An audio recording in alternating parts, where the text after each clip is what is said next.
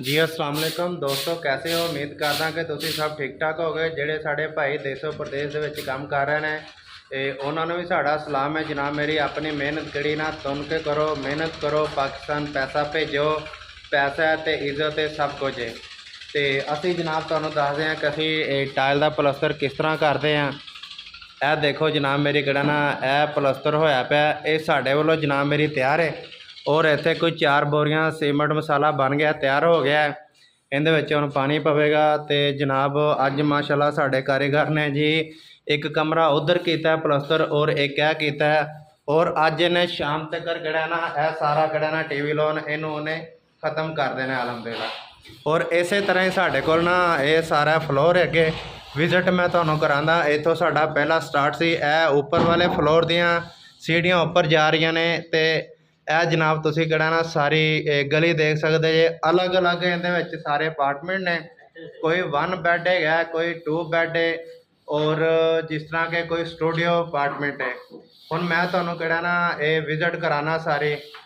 इत्थे जनाब किहड़ा ना यह लिफ्ट वाला हिस्सा है, इत्थे लिफ्ट लग जाएगी, काम चल रहा ऑलरेडी।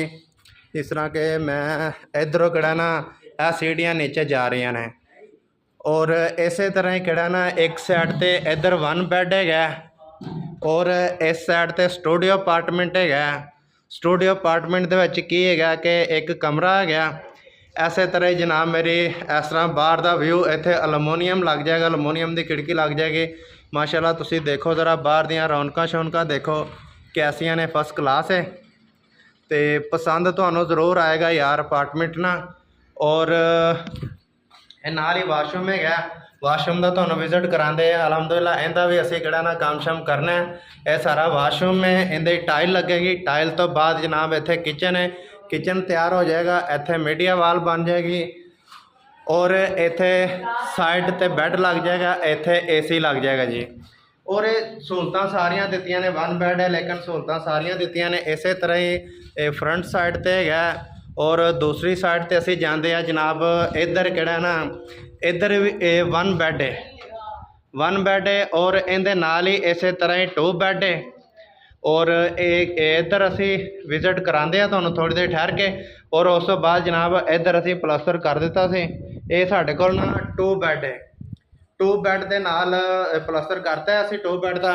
और इहदा TV लॉन लो जी आमने सामने किहड़ा ना 2 बैड का दरवाज़ा है, एक है और दूसरी साइड ते है। और दोनों कमरियां का किहड़ा ना व्यू चेक कर लो तुसीं जनाब। यह बाहर का व्यू है और अटैच वाशरूम भी फस्ट क्लास है। हुण असीं तुहानूं दूसरे कमरे दे विच लैके जाने आ। इस तरह ही दूसरे कमरे का भी इस तरह ही बाहर का व्यू है, अलमोनीयम खिड़की लग जानी है इस तरह ही जनाब। और दोस्त नाल वाशरूम है, वाशरूम भी इस तरह ही टाइल शैल लग जाएगी, मीडिया वाल लग जाएगी, बेड लग जाएगा, सब कुछ तैयारी हो जाएगी। और बड़ा प्यारा किचन बनाया आंदा, काफ़ी बड़ा किचन दिता गया है। 2 बैड नूं बड़ा किचन दिता गया और स्टूडियो अपार्टमेंट नूं छोटा किचन दिता गया है। इस तरह जिहड़ा ना जगह के हिसाब नाल ना स्क्वेयर फुट के हिसाब नाल ही किहड़ा ना सारी वंड निकल गई है। विच मसाले दे विच पानी भी पै गया। जिस तरह के यह कमरा हो गया सी होने दी प्लस्तर की तैयारी शुरू स्टार्ट है। तो पानी ला यार इत्थे ना चंगी तरह पानी ला। पानी ज़रा चंगा खुला डुला या करके लाना चाहिए। पैप थोड़े अगे करके ला ना, थले छड़ के पानी ला चंगी तरह। लो जी पानी ला। तो शराज इन्हों किहड़ा ना सीमेंट लगा, इत्थे सीमेंट लगा के उन्हें झाड़ू झाड़ू मारो। सो झाड़ू मार के किहड़ा ना फस्ट क्लास होना चाहिए। इस तरह जनाब पहले किहड़ा ना थले सीमेंट लगा के सीमेंट लगा के ते झाड़ू वजना चाहिए। जिस तरह के हुण झाड़ू वजेगा ना तो तुसीं देखना कि झाड़ू मार के इहदी की रेशो बनेगी।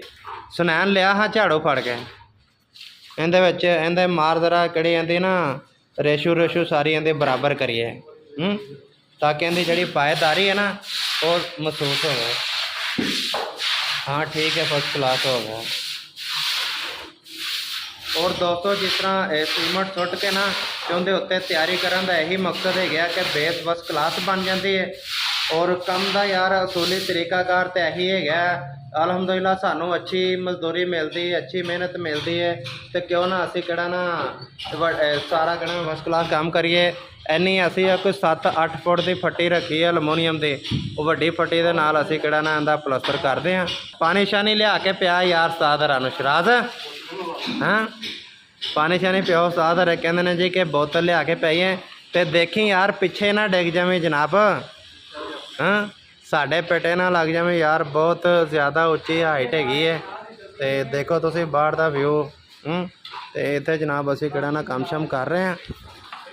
काफ़ी भाई पूछते हैं कि यार ना तुसी रेत किंदे नाल चढ़ाते है। मैं तुहानूं दहाना कि असी लिफ्ट मशीन कित्थे लगाई है। और देखो तुसी जनाब वो साढ़े कोल ना नीचे मशीन लगी हुई है, और लड़के किहड़ा ना फर्स्ट फ्लोर ते रेत सुट रहे हैं। हाँ जी जनाब की हाल है, ठीक है। लो जी जनाब इस तरह किहड़ा ना यह मशीन साढ़े को लगी है, ये इहदे नाल किहड़ा ना रेत उपर आ रही हुई है, ठीक है। और बस इस तरह किहड़ा ना काम शम यही होंदा है।